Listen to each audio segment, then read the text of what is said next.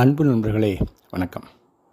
இன்றைக்கு நாம் பார்க்க இருக்கிற ரூப்ரிக் ஆன்சைட்டி ஹிம்செல்ஃப் எபோட், அதாவது ஆன்சைட்டி எபோட் ஹிம்செல்ஃப் அப்படிங்கிற ரூப்ரிக்.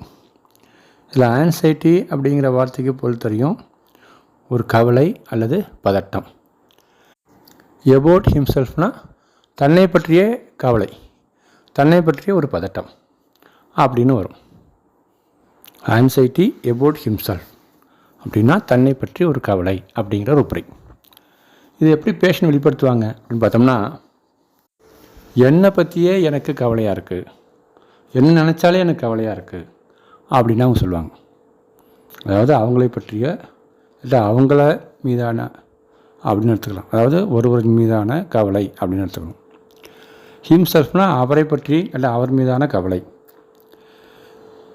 இது இன்னும் பர்டிகுலராக சொல்லப்போனாக்கா, என்ன டாக்டர் எனக்கு இந்த மாதிரி நோய் இருக்குது, நான் தான் குடும்பத்தை காப்பாற்றணும், நான் தான் குடும்பத்தை கவனிக்கணும், எனக்கே இந்த நோய் இருந்தாக்கா நான் எப்படி அவங்களை காப்பாற்ற முடியும், என்னை பற்றி ரொம்ப கவலையாக இருக்குது டாக்டர், எப்போ எனக்கு இந்த ஒரு நோய் சரியாகும் அப்படின்னு அவங்க சொல்லலாம்.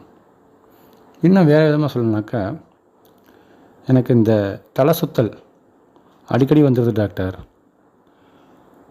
திடீர்னு வந்துடுது, எப்போ வரும் சொல்ல முடியாது, நான் எங்கேயாவது வெளியில் போகும்போது, வெளியில் பஸ்ஸில் போகும்போதோ வேறு எங்கேயாவது கடத்தலுக்கு போகும்போதோ ஒரு வெளியில் தெருவில் போகும்போதோ திடீர்னு தலை சுற்றல் வந்தால் என்ன பண்ணுறது, என்ன நினச்சாலும் எனக்கு கவலையாக இருக்குது அப்படின்னு சொல்லுவாங்க.